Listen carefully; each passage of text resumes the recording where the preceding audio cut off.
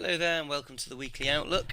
There's not a great deal on the calendar heading into next week. We've got a couple of announcements which we'll be monitoring, but really we're just sort of looking at the trades that have really sort of shown a bit more light on the subject after the non-farm payrolls last week. Obviously, we had the major currency pairs sell off against the US dollar, such as the euro, the Australian, and the pound. New Zealand dollar as well, and also we had the US dollar, Japanese yen.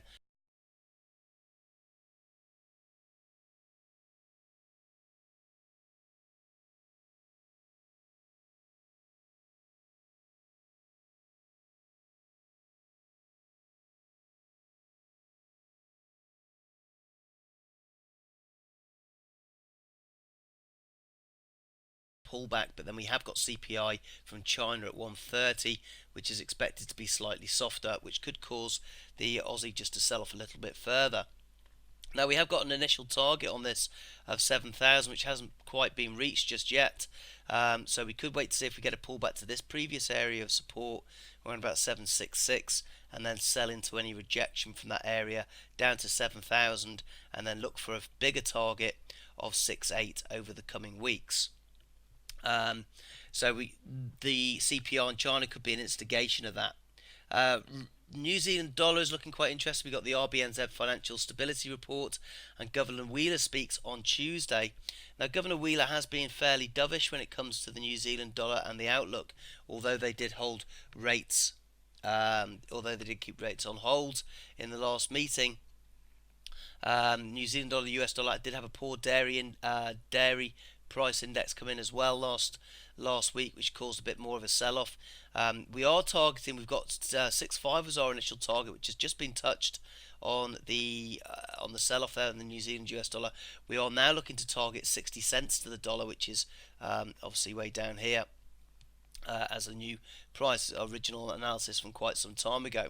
We did have a bit of a push up, obviously when that dairy index recovered, but we're now in this downward channel, which we've actually broken out of now as well, and started to make some new lows. I would like to see a pullback to the underside of this channel, around about 6,560, to get into that for a sell again. Next week, so we can keep an eye on that and see how that financial stability report affects the New Zealand dollar. It could cause the pullback, or it could just instigate a further move down. If we get the pullback before the stability report on Tuesday, then I'll look to enter that and then sell into the stability report. Coming into Wednesday on the pound, we've got average hourly earnings, claimant count change, and unemployment rate.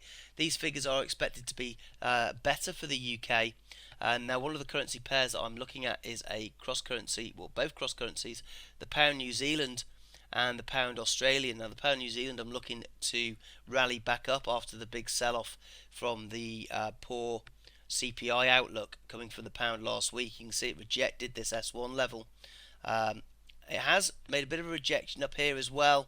After this is during the non-farm payroll, so quite sort of volatile there.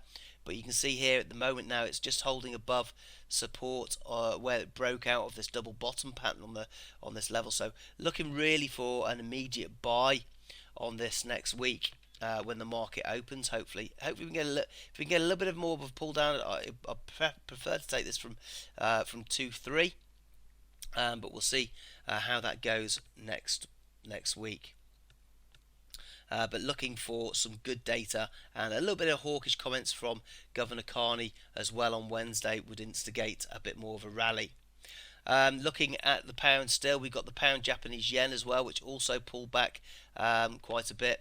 It did show a bit of indecision on the non-farm payroll, a rally up, a pullback, and now we're looking to jump back into that for another buy. We didn't quite make the target of 188, but we have got a much bigger target of 195 in the near future. So again, looking to buy into this next week.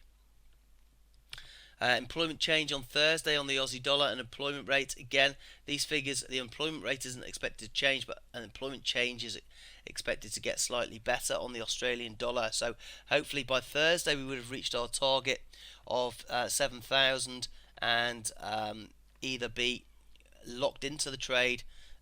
So that we'll break even for that employment figure in case it comes in much better, but hopefully be able to hold it.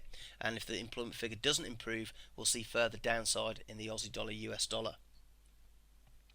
Okay, so we've got various FOMC members speaking. The tone really next week, I should imagine, is going to be fairly hawkish coming from the Federal Reserve after that stellar NFP figure. Then going into Friday, we've got core retail sales, PPI month on month retail sales, and core PPI month on month for the US dollar, all expected to be good figures. So again, looking for more strength in the US dollar next week, and looking to trade these euro, pound, Aussie. All trading down against the US dollar, New Zealand dollar as well. Okay, that's pretty much it for this week. We will be monitoring the market and seeing if there's anything else coming up that we can go through in the live room. Other than that, have a good week and I hope you can make some pips.